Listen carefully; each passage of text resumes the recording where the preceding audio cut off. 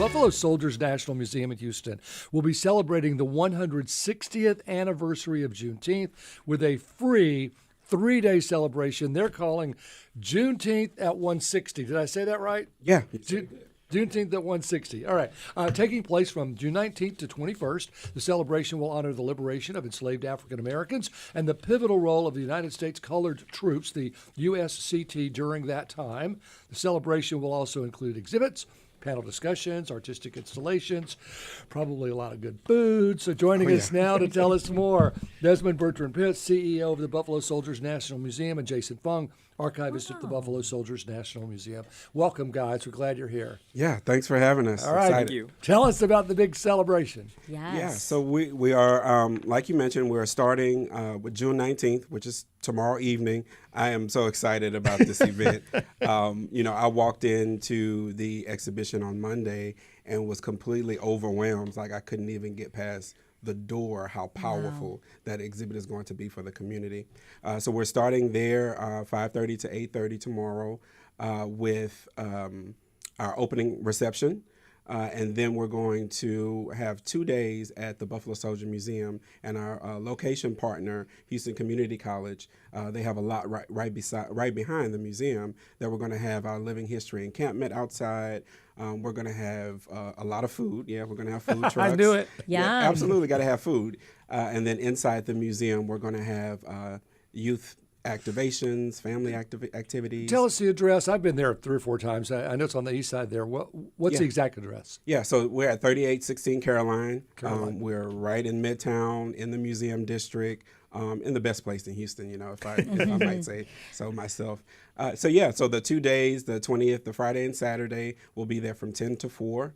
And we're going to have everything that you really need to learn about Juneteenth. So, Jason, which brings me to my question for you, Jason. You are the archivist at the Buffalo Soldiers National Museum. When you are looking at through archives for this exhibit, what were you looking for specifically, and how were you looking at it differently from other exhibits? Oh, that's an excellent question. So our museum is about community and about innovation. And one of the things that we are trying to do is to add to the narrative of Juneteenth, right? So often you'll hear the narrative that Juneteenth is about the liberation of the enslaved peoples. And at our museum, we're trying to add to it, add on themes like citizenship, add on themes like self-determination, add on themes like sense of belongingness in America, themes that can resonate with a lot of people in Houston and its communities there. So one of the things that we look at is that historical interpretation of what the USCT were able to do and why they're able to do it. With the Emancipation Proclamation being such an important part of Juneteenth, we realized that the military order that the president sent out was something that was used to allow African Americans to join the military, and also through their impact the United States foreign interests by upholding the Monroe Doctrine there. And so this exhibit is really tied to Houston, Texas, and kind of the borderlands. And so it will also be a bilingual space to engage people from around Houston. Okay, so now I don't know which one of you can better address this, but I'm concerned when you build an exhibit like this and you build a celebration like this, how do you balance the celebration, the live music, the food, all of that, with the gravity of the situation of talking about emancipation and the seriousness of that subject matter? How do you balance it? Yeah, that's a really good question. So we've always, so the idea of this event started with just the living history encampment.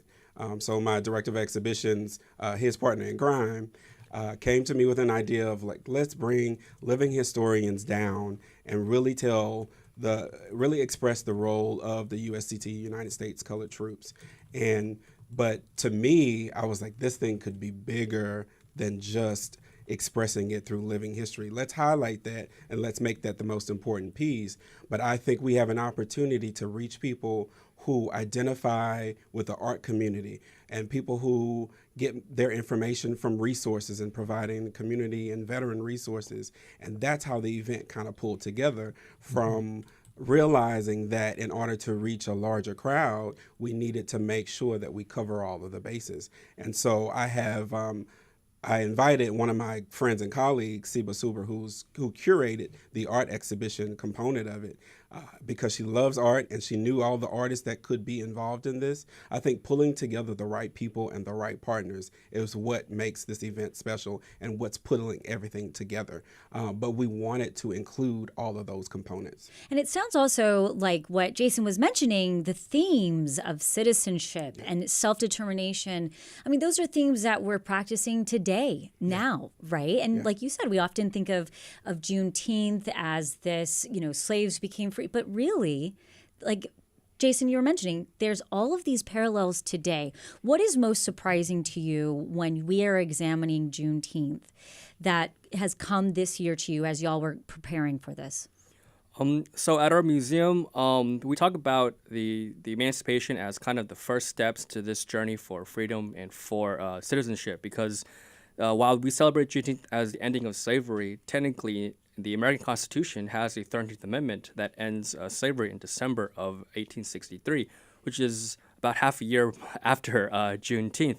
But more importantly, we also forget to talk about the 14th Amendment and the 15th Amendment. 14th Amendment is the one that gives naturalized citizenship to African Americans and to other people, and that was ratified in, I believe, in 1868. And then for the right to vote, which is very important and we practice today, that was in 1870. And so, it's a process for that freedom and citizenship and self-determination that we often kind of forget, because talking about Juneteenth and it happens in 1865.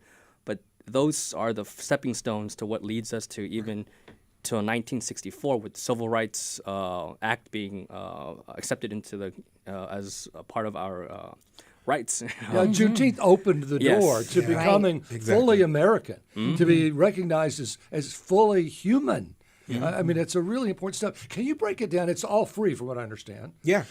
And that's great. So can you kind of give me sort of a list of what's going to be great for kids and maybe what's for younger people and then adults?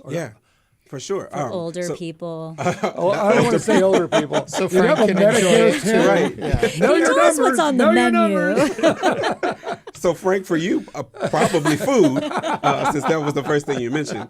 But no, so the Living History encampment is actually for all ages, because you'll have these men and women who are in uniform really representing what it looked like and what the stories were like during that time. And I think everybody's going to enjoy that. For the kids, we have an obstacle course, inflatable obstacle course for them to enjoy. We have balloon artists, face painting, all of the fun kid stuff. And then we have arts and crafts that are also history related. We'll have story time for the kids as well. And then on the inside, we'll have community resources. So we have like Rothko Chapel. We have, places that you wouldn't even think about. But what we wanted this event to be is about all of us, because Juneteenth, Black history is American history. It's for all of us to celebrate, acknowledge, and understand. What do you want people to take with them when they leave the exhibit? The history of it is wonderful, but what do you want them to take into today's life? I want them to get a sense of, so our goal with the exhibition is to demystify, what we think Juneteenth was about, or what we think June of freedom is about. And so the exhibition itself is entitled Terms and Conditions, the Promise versus the Reality. Because what does freedom really mean? What did it mean at that time? What does it mean to us today? We're still on a journey to progress. So what we want people to get and understand is that it's not just about General Granger arriving and announcing emancipation and then everybody was free. Right, like that's poof. not what happened. No. Yeah. There Everything was levels easy to this. after that. Right. Yeah, there were levels to that. So it's really about just educating on what Juneteenth meant for them then and us now, and the progress that we're still having to make. Desmond, really quickly, if I'm not mistaken, your great-grandfather founded the museum, right? My grandfather, so he's Your not that grandfather, old. Not that old. Okay. My grandfather, he's still alive today. He's 80 years old. But yes, so 25 years ago, he founded the museum, and I tell people all the time, I was voluntold, and then it somehow became my career. But I absolutely love it. And sorry, I he's love not that. your great. He's great. Yeah, as he your is great. grandfather. Yeah, There absolutely. you go. Talking about reality, Desmond, in the culture and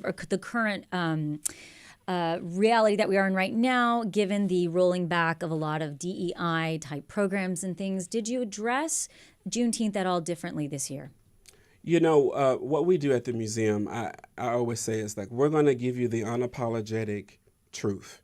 We're not going to glorify the military. We're not going to, push that upon anyone. But what we are going to do is tell the truth and the way things happen as they were.